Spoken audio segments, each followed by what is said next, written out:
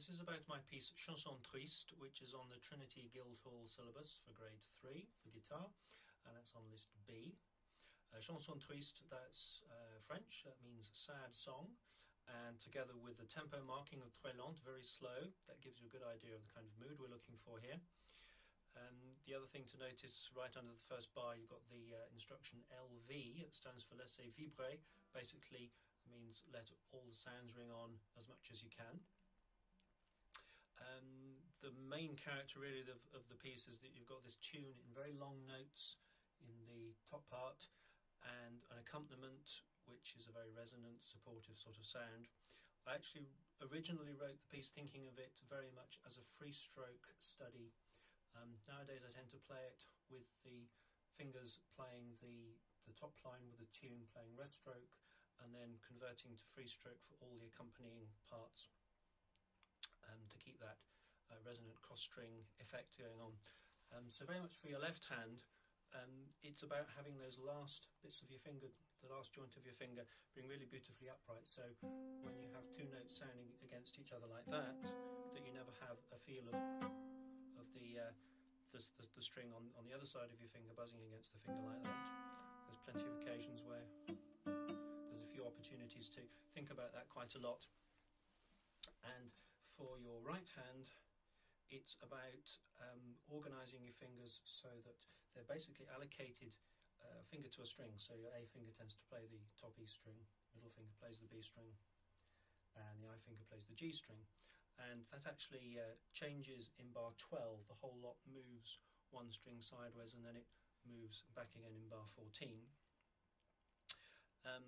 Having said that the piece is marked LV, laisser vibrer, I would suggest you think about when the bass note changes, for example when it goes from bar 8 to bar 9 and so on, it's actually a good idea if you can to stop those bass notes ringing, either by jumping your thumb back or sometimes by letting the back of your thumb on.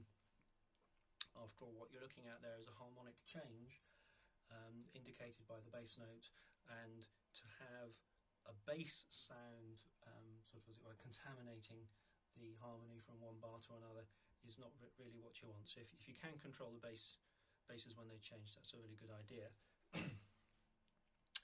Particular features of the piece, you might notice in bar 22 you've got what you probably thought of as a D7 shape, and that bar looks very strange, but in fact all that happens is you just move it up to 4th position, so you get, really is as simple as that. And for collectors of interesting chords, in bars 13 and 14 you've got a Neapolitan 6th, and in bar 28 you've actually got a French 6.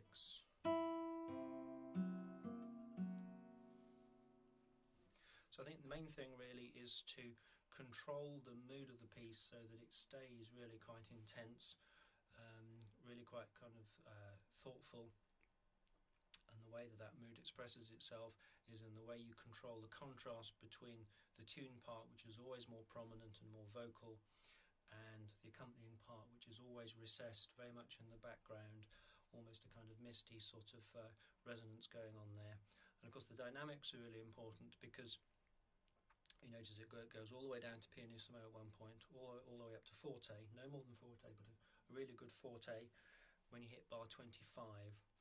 And the way that you bring those qualities together, making everything as legato and fluid and joined up as you can, will create the sort of effect we're looking for.